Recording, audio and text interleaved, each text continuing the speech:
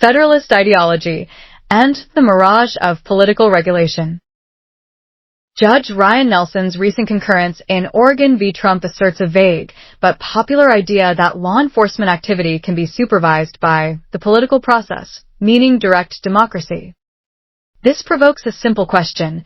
Was a single politician outside Oregon, or any voter who could replace a politician, aware of the number of protesters in Portland that existed prior to Trump ordering in soldiers? As far as I can tell, no. There was no broad dissemination of this information, except through court filings. Political regulation doesn't work any better in law enforcement than it worked in industry in the USSR. But communist academics haven't figured that out yet, and imagine some vague utopia not needing the middleman of courts and laws. This makes them tools for executive branch psychopaths. To prove political regulation works as a practical matter, not just a legal argument, Judge Nelson recalled two government actions that politics didn't prevent. 1. Washington's handling of the Whiskey Rebellion helped a new party win president. 2. Nixon having soldiers deliver mail was investigated in Congress. Whether harms were prevented in these different circumstances is irrelevant. We can examine directly whether the government's action in Oregon could be regulated through direct democracy. Even assuming majorities want to protect rights rather than violate them, this theoretical political regulation would still require three things to solve the information and supervision problems. 1. Voters or legislators can see what the executive branch employees see, what the facts are, and what the government is doing. 2. Voters can supervise government to do things or not by choosing representatives in the next election. 3. The prospect of losing an election is conveyed to current government actors as an incentive supervising their activity. The first and second requirements seem easy to test. First, who can see what is going on in Portland and what the government is doing, absent discovery being brought out in court? Maybe some key political actors in Portland can get some idea of what is going on, even with no court case to report on. But would real facts be known to people even a few miles outside Portland, much less across the country, absent a court record? Does any protester or cop know what protesters did the previous day when he wasn't there? Second, whoever is able to see what the facts are and what the government is doing in Portland, can they supervise it by choosing different representatives?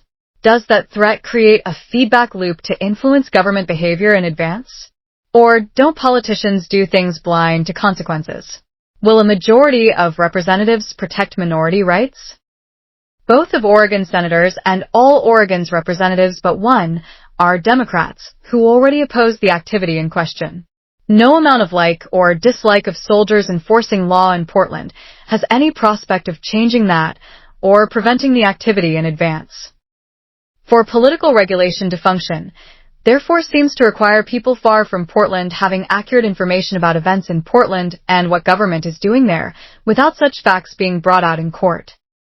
Judge Nelson's core fact is, a group of about 200 people have engaged in violent activity in opposition to a single set of laws, as recently as September.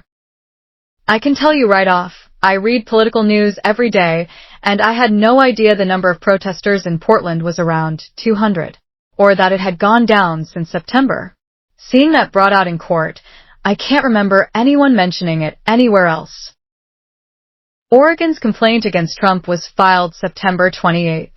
An October 1st story in Newsweek quotes one side, saying there are domestic terrorists in Oregon, and the other side, saying no soldiers are needed.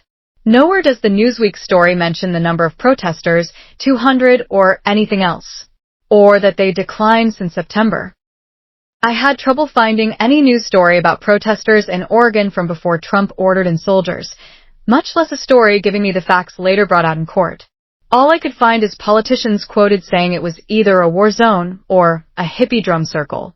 I have other interests. A voter can't know what the Federal Reserve is doing and how many protesters there are in Portland, and also work a day job and drive the kids to school. So, as a practical matter, it's unlikely even voters in Oregon, much less further away, will know the facts or government activity, absent them being brought out in court. Only secondhand gossip and religious propaganda. Without a court hearing, these facts would be lost to history. There is only one Congress and multiple courts for a reason. Nobody in Oregon can punish these government activities by electing from a different party like the Whiskey Rebellion, much less prevent them in advance. And nobody further away is likely to have the quality of information brought out by courts if they even know or care what is going on across the country. If people in other states vote based on what they've heard about Portland, it will be based on a different type of facts than the ones brought out in court. Party politics are different from courts. Caucuses can handle a few major events, but can't micromanage activity in either industry or law enforcement. Only courts can. Political parties decide ideologies and values, but can't manage local events, much less aggregate and disseminate information about all such events to a collective of voters. Congressional investigations, biennial majority elections, and spontaneous political dynamics are not realistic regulators for numerous events or protectors of rights. The rights of Oregon are not even subject to the whims of a majority of Congress, much less a majority of voters in a president election, but can only be transacted in court, or based on the wisdom and altruism, the whims and deceptions, of some executive branch employees. Academic nerds imagine everyone can see everything, and supervise it in some unspecified way based on collective perceptions. Or, at least cops and voters can, with only courts being left out of this perfect information loop. Academic communists see no information problem which political speech can't solve, or which courts, laws, private property, and prices can solve better. Is there some kind of spontaneous social group out there that can tell police what to do and then watch if police are doing it? Or that can tell McDonald's managers what food to make and then watch if they are making it? Is there a commune out there that knows what to do and can supervise it before courts come along and meddle? There's not some commune out there that shares a collective consciousness through political speech. Judges imagine there's some magical social process that can decide everything outside courts, because they are gullible nerds and are told this over and over by executive branch psychopaths. Communist judges concede to empirical experience that voters can't tell McDonald's managers what food to make. But their impulses for the mirage of collectivism haven't given way to reality in law enforcement. They see courts have imperfect information, but the very vagueness of the political process relieves them from seeing any information or supervision problems in it and makes it a vessel for magical thinking.